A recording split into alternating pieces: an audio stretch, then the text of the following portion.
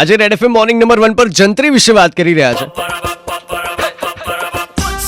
Good morning, super hits 95 red FM સાંભળી રહ્યા છો તમે. મારું નામ છે ઉત્સવ. તો આપણી સાથે રેડ એફએમ મોર્નિંગ નંબર 1 ઉપર ડોક્ટર સ્નેહલ વકીલના છે, જેઓ 18 વર્ષથી પ્રેક્ટિસ કરી રહ્યા છે લો, સાયબર લોઝની અંદર અને રેવન્યુ લોઝની અંદર. Snehalbhai, good morning. જી ગુડ મોર્નિંગ. હવે સૌથી પહેલા તો છે ને, આપણે દર વખતે સાંભળીએ કે જ્યારે ઘરની કોઈ ડીલ થતી હોય ત્યારે જંત્રીનું મેન્શન થાય. ઘણા બધા લોકોને જંત્રી શબ્દ ખબર છે, તો જંત્રી શું છે એક્ઝેક્ટલી?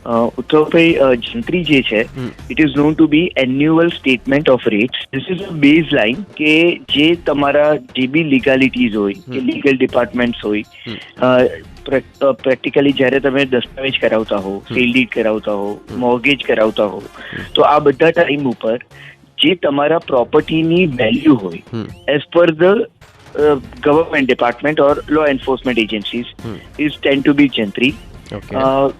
ઘણી બધી ફેરી જ્યારે તમારું લેન્ડ એક્વિઝિશન થઈ શકે એવું હોય તો તમને કમ્પન્સેશન પણ on the basis of ASR એના અમુક as per the land acquisition act એના અમુક times depending on the localities એ તમને આપવામાં આવતું હોય. એટલે it is the base value for any of the land values in Gujarat. Okay, તો ડોક્ટર સ્નેહલ વકીલા પાસેથી વધારે જાણવાનો પ્રયત્ન કરીશું કે જંત્રી આપણને કેવી રીતે અસર કરે અને કેવી રીતે આપણે એમાં આપણા ઇનપુટ આપી શકીએ. સુપર હિટ્સ 95 રેડ એફએમ સાંભળી રહ્યા છો તમે. મારું નામ છે ઉત્સવ. બજાતે રહો.